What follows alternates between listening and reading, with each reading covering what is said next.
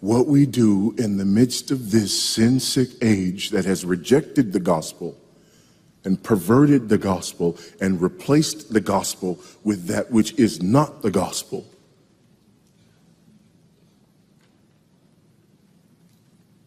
Is that we call out that wickedness. We call it by name. And we remind people of the good news of the gospel again and again and again until it tastes sweet to them.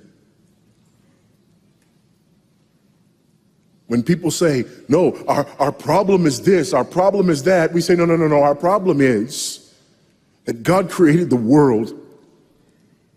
And God created man, and he put man in the garden to keep the garden, and he gave the man a command. And he held that man to perfect, perpetual obedience to that command, and he promised him life if he kept it, and death if he didn't. And he didn't keep it, he ate. And because he ate, because of that one man, sin entered the world, and death through sin. And everyone born from that man through ordinary generation inherited that man's sin nature. And because of that sin nature, sins proceed from it. And our world is broken because of that sin. And we stand guilty before a holy and righteous God. And we know that he's holy, and we know that he's righteous, and we crave justice. But the problem is that if God gives us justice, we all die.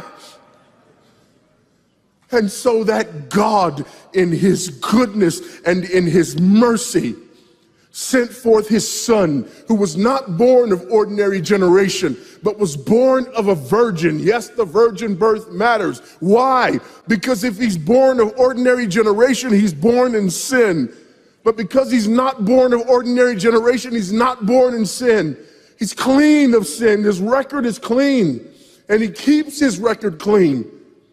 And he obeys God's law.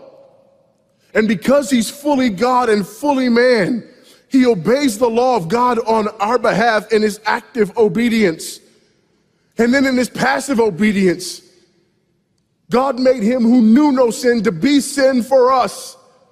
All we like sheep had gone astray.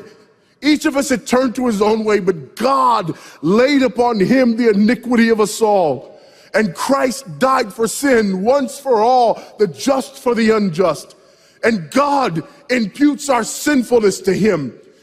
And he nails our sinfulness to the tree. And Christ dies and raises again on the third day for our justification.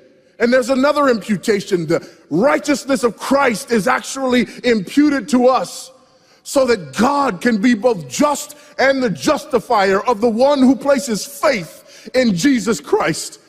So that all those who come to Christ may enter in. So that all those who place faith in Christ might be saved, but not only saved, but sanctified. Because he's the firstborn of many brethren. We're justified and we're adopted into the family of God. And we're sanctified. And as his children, we begin to bear the family resemblance. And we're further sanctified throughout this life by the very same gospel that saves us. Until one day when it's all said and done, we're not just saved from the penalty of sin. We're not just saved from the power of sin, but one day we're glorified and saved from the very presence of sin. That's the gospel that we preach. That's the gospel that we need. And that's the gospel that's more than enough.